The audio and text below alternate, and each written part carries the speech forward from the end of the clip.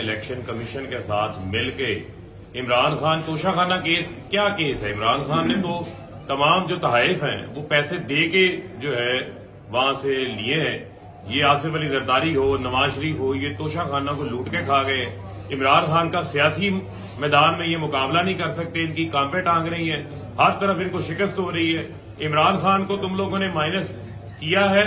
इमरान खान 22 करोड़ अवाम इमरान खान बन चुकी है। ये माइनस नहीं होगा, ये प्लस प्लस होगा।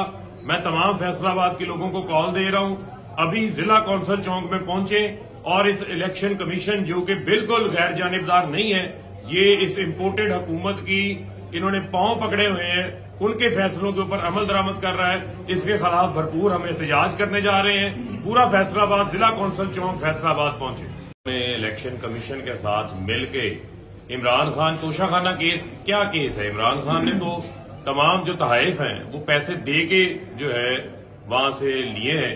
ये आसिफ अली जरदारी हो, नवाज शरीफ हो, ये तोशाखाना को लूट के खा गए।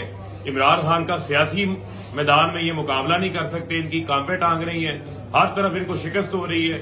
इमरान खान को तुम लोगों ने माइनस किया है। इमरान खान 22 करोड़ अवाम इमरान खान बन चुकी है। ये माइनस नहीं होगा, ये प्लस प्लस होगा।